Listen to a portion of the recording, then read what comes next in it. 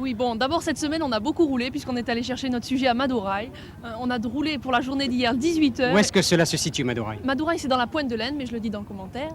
Et si tu veux, ce sujet, c'est un peu le reflet de nos impressions face à la beauté des gens et à la beauté des paysages.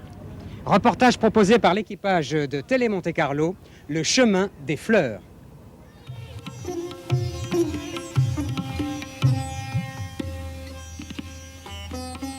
Mille parfums sucrés flottent dans l'air.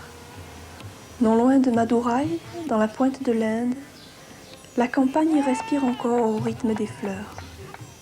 Elle s'agite au matin avec les premiers rayons du soleil quand les derniers boutons finissent d'éclore et s'assoupit le soir quand le tournesol, fatigué, regarde tristement disparaître son astre. Kodai Road, c'est le jardin de Madurai. Les femmes qui, tous les jours, cueillent ces fleurs et remplissent leur tablier de pétales colorés vont pieds nus entre les rangées de buissons. Cette terre est leur mère et elles l'honorent profondément. Elles cueillent ces fleurs pour Madurai, la cité de la déesse Minakshi, la cité indienne des fleurs. Les fleurs arrivent tôt, dans le petit matin, au marché. Roses, jasmin, soucis et beaucoup d'autres fleurs inconnues sous nos latitudes sont achetées par une foule de petits marchands et marchandes qui les tressent habilement avec des fibres de feuilles de bananier. Pour faire une guirlande, il faut à peu près une demi-heure et chacune contient environ 150 à 200 fleurs. Pour l'élection de Rajiv Gandhi au poste laissé par sa mère, un homme a tressé une guirlande de 25 kilos comptant plusieurs milliers de boutons de roses. L'Inde est un pays où presque tout a une valeur symbolique. Les fleurs ici aussi ont leur langage. Et en Inde, plus encore qu'en Europe ou au Canada, on en trouve partout. Elles sont omniprésentes. Elles illuminent et accompagnent chaque scène, chaque acte, chaque sentiment de la vie des Indiens. La coutume veut d'ailleurs que tous les soirs, les hommes mariés achètent une guirlande à leur épouse. Une légende raconte. Un brahma, c'est-à-dire un prêtre du temple, voulait avoir un enfant. Aussi pria-t-il Vishnu de lui en donner un, ce qu'il fit. La petite fille s'appelait Andal. Elle était chargée dans le temple de tresser les guirlandes de fleurs qui ornementent les statues des dieux. Seulement, avant de les suspendre au cou de Vishnu et des autres statues, elle les suspendait toujours autour du sien.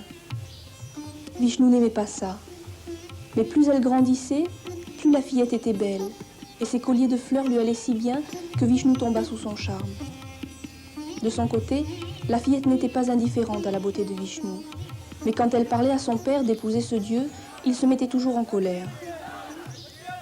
Une nuit, elle rêva qu'elle se mariait avec lui. Quand elle s'éveilla, ce n'était plus un rêve, elle était vraiment la femme de Vishnu. C'est peut-être pour cela que femmes et jeunes filles portent autant de fleurs.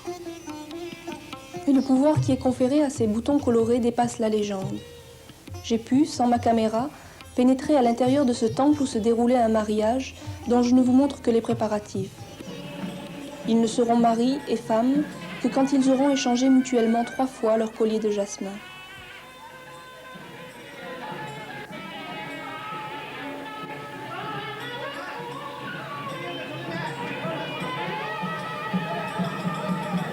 Quant au parfum des fleurs, il est peut-être là pour faire oublier à cette fille qu'elle n'a que 14 ans.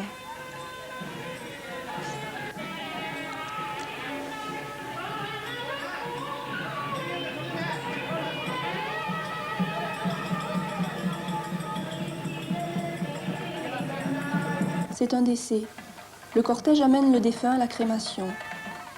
Là encore, la profusion de fleurs a une grande importance puisque cette cérémonie doit se dérouler dans la joie et la gaieté pour aider l'esprit de l'homme à bien se réincarner. Une autre légende raconte qu'un pétale de lotus donné par la main d'une de ces femmes sauva Shiva. Et les fleurs sont-elles celles que l'on croit ?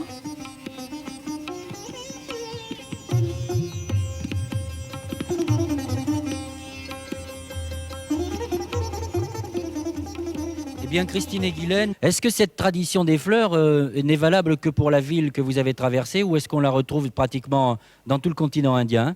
Non, des fleurs, en fait, on en trouve partout en Inde, mais enfin, cette ville est quand même spécialisée dans les fleurs. Mais cela dit, on a traversé Jaipur, on a traversé beaucoup d'autres villes et on en a vu partout. Ces guirlandes de fleurs, c'est l'Inde, en fait. Bien, on va vous noter maintenant, si vous le voulez bien, en commençant par Bruno Albin pour Antenne 2. 8, 4, 4, 4, 7 pour un total de 27. Sophie Equet pour RTL Télévision. Ben, le parfum nous est parvenu, merci Guylaine et Christine.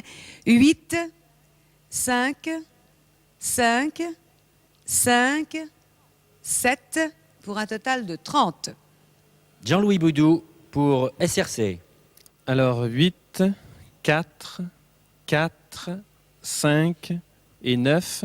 J'aimerais simplement dire que je trouve ça très intéressant d'être parti d'un détail, en fait, de quelque chose à la limite d'anodin, et de nous avoir fait découvrir un pays comme ça.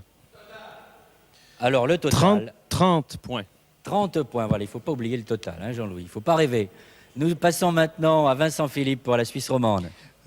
7, 5, 5, 4, 10, ce qui fait un total de 31.